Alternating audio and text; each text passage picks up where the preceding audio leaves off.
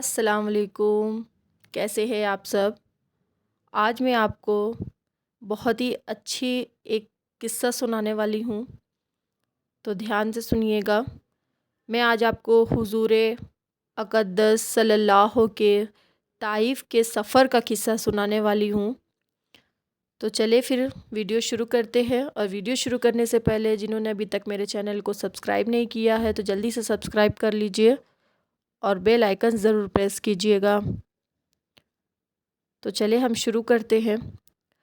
نبوت مل جانے کے بعد 9 ورش تک نبی اکرم صلی اللہ علیہ وسلم مکہ مکرمہ میں تبلیغ فرماتے رہے اور قوم کی ہدایت اور اسلام کی کوشش فرماتے رہے، لیکن تھوڑی سی جماعت کے سوا جو مسلمان ہو گئی تھی اور تھوڑے سے ایسے لوگوں کے علاوہ جو باوجود مسلمان نہ ہونے کے آپ کی مدد کرتے تھے، اکثر کفار مکہ آپ کو اور آپ کے صحابہ رضی اللہ کو ہر طرح کی تکلیفیں پہنچاتے تھے، مذاق اڑاتے تھے اور جو ہو سکتا تھا اس سے درگزر نہ کرتے تھے۔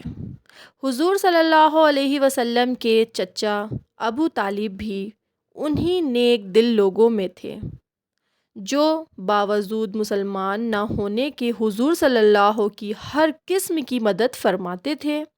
10ویں سال میں جب ابو طالب کا بھی انتقال ہو گیا تو کافروں کو اور بھی طرح کھلے عام اسلام سے روکنے اور مسلمانوں کو تکلیف پہنچانے کا موقع ملا۔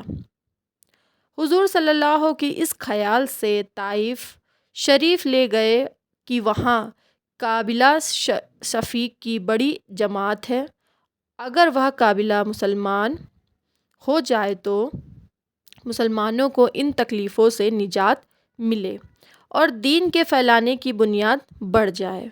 وہاں پہنچ کر قبیلے کے 3 سرداروں سے جو بڑے درجے کے سمجھے جاتے تھے گفتگو فرمائی اور اللہ کے دین کی طرف بلایا اور اللہ کے رسول یعنی اپنی مدد کی طرف متوجہ کیا، مگر انہی لوگوں کے بجائے ان کے دین کی بات کو قبول کرتے یا کم سے کم عرب کی مشہور مہمان نوازی کے لحاظ سے ایک نئے آئے مہمان کی خاطر مراد کرتے، صاف جواب دے دیا اور بہت بے رخی اور بد اخلاقی سے پیش آئے۔ ان لوگوں نے یہ بھی گوارا نہ کیا کہ آپ قیام فرما لیں۔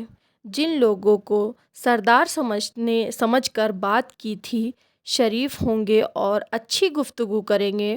ان میں سے ایک شخص بولا کہ اوہ، آپ کو ہی اللہ نے نبی بنا کر بھیجا ہے۔ دوسرا بولا کہ اللہ کو تمہارے سوا کوئی اور ملتا ہی نہیں تھا جن کو رسول بنا کر بھیجتے۔ تیسرے نے کہا میں تم سے بات نہیں کرنا چاہتا، اس لیے اگر تو واقعی نبی ہے جیسے کہ دعویٰ ہے تو تیری بات سے انکار کر دینا مصیبت سے خالی نہیں، اگر جھوٹ ہے تو میں ایسے شخص سے بات نہیں کرنا چاہتا۔ اس کے بعد ان لوگوں سے نا امید ہو کر حضور اکرم صلی اللہ علیہ وسلم نے اور لوگوں سے بات کرنے کا ارادہ فرمایا کہ آپ تو ہمت اور مضبوط ارادے کے پہاڑ تھے، مگر کسی نے بھی قبول نہ کیا، بلکہ بجائے قبول کرنے کے حضور صلی اللہ علیہ وسلم سے کہا کہ ہمارے شہر سے فوراً نکل جاؤ اور جہاں تمہارا چاہت ہے کہ جگہ ہو وہاں چلے جاؤ۔ حضور اکرم صلی اللہ علیہ وسلم جب ان سے بالکل مایوس ہو کر واپس ہونے لگے تو ان لوگوں نے شہر کے لڑکوں کو پیچھے لگا دیا، آپ کا مذاق اڑائے، تالیاں پیٹیں، پتھر مارے، حتیٰ کہ آپ کے دونوں جوتے خون کے جاری ہونے سے رنگین ہو گئے۔ حضور اقدس صلی اللہ علیہ وسلم اسی حالت میں واپس ہوئے۔ جب راستے میں ایک جگہ ان شہروں سے اطمینان ہوا تو حضور صلی اللہ علیہ وسلم نے یہ دعا مانگی، اللہم علیکا اشکا ضعف قوتی وقلت حلیتی حول انی الناس یا ارحم الراحمین انت رب المستعافین و انت ربی الی من تقلی الی بعادی جہنمی اما الا یعاودہم الکایتو امریو ان لم یکنو بکا آلا غزون فلا ابلی وَلَكِنَّ الْآفِتُوكَ فِيهِ أَوْصَاهُ الْإِلِّ أَوْزُبِي بِالنُّورِ وَجَهَلِكَ الَّذِي أَشْرَقَتْ لَهُ ظُلُمَاتُ وَصَلُّهَا عَلَيْهِ أَمْرُهُ الدُّنْيَا وَالْخَيْرَاتِ مِنْ أَنْ يَنْزِلَ بِعَذَابِكَ أَوْ هِلَ إِلَّا شَخُطِكَ لَكَ تُعَدِّي حَتَّى تَرْضَى وَلَا حَوْلَ وَلَا قُوَّةَ إِلَّا بِكَ۔ اس کا ترجمہ میں آپ کو بتاتی ہوں۔ تو ترجمہ یہ ہے کہ اے اللہ، تجھ ہی سے شکایت کرتا ہوں میں اپنی کمزوری اور بےکسی کی، لوگوں میں ذلت و رسوائی کی۔ اے مرمان، تو ہی کمزوروں کا رب ہے، تو ہی میرا پروردگار ہے۔ تو مجھ سے کس کے حوالے کرتا ہے؟ کسی اجنبی بیگانے کے جو مجھے دیکھ کر ناخوش ہوتا ہے اور منہ چڑھاتا ہے، یا کسی دشمن کے جن کو تو نے مجھ پر قابو دے دیا؟ اے اللہ، اگر تو مجھ سے ناراض نہیں ہو تو مجھے کسی کی بھی پرواہ نہیں، تیری حفاظت مجھے کافی ہے۔ میں تیرے چہرے کے اس نور کے طفیل جس سے تمام اندھیریاں روشنی ہو گئی ہیں، جس سے دنیا اور آخرت کے سارے کام درست ہو جاتے ہیں، اس بات سے پناہ مانگتا ہوں کہ مجھ پر تیرا غصہ ہو یا تو مجھ پر ناراض ہو۔ تیری ناراضگی کا اس وقت تک دور کرنا ضروری ہے جب تک تو راضی نہ ہو۔ نہ تیرے سوا کوئی طاقت ہے نہ قوت۔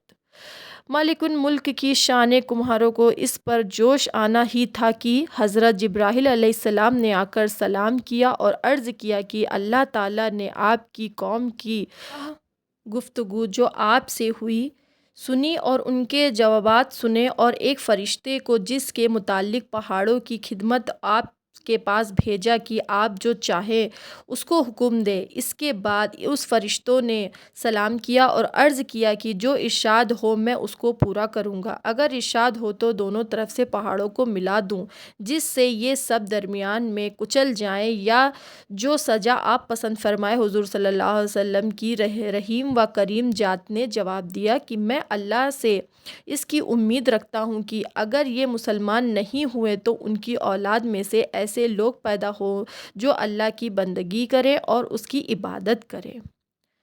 تو دیکھیے، میں نے آپ کو آج ایسا قصہ سنایا ہے۔ اگر آپ کو اچھا لگا ہو تو پلیز مجھے کمنٹ کر کے ضرور بتائیے گا۔ یہ بہت ہی اچھا قصہ تھا جو میں نے آپ لوگ کے ساتھ شیئر کیا ہے، اپنے حضور کی اقدس کی یہ قصے میں نے آپ لوگ کے ساتھ شیئر کرنا چاہے۔ تو کیسی لگی میری آج کی یہ ویڈیو؟ لائک شیئر کمنٹ ضرور کیجیے گا، اور میرے چینل کو سبسکرائب نہیں کیا ہے تو پلیز سبسکرائب ضرور کیجیے گا، اور جو لوگ میرے فیس بک پیج پر ہیں تو پلیز اس کو فالو ضرور کیجیے گا، اور میری انسٹاگرام کی بھی آئی ڈی ہے، پلیز اس کو بھی فالو ضرور کیجیے گا، جس کا لنک میں ڈسکرپشن میں دے دوں گی۔ تو آؤں گی اسی طریقے سے اب اگلی دفعہ آپ لوگ کے لیے اسی طرح سا قصہ لے کے۔ اللہ حافظ۔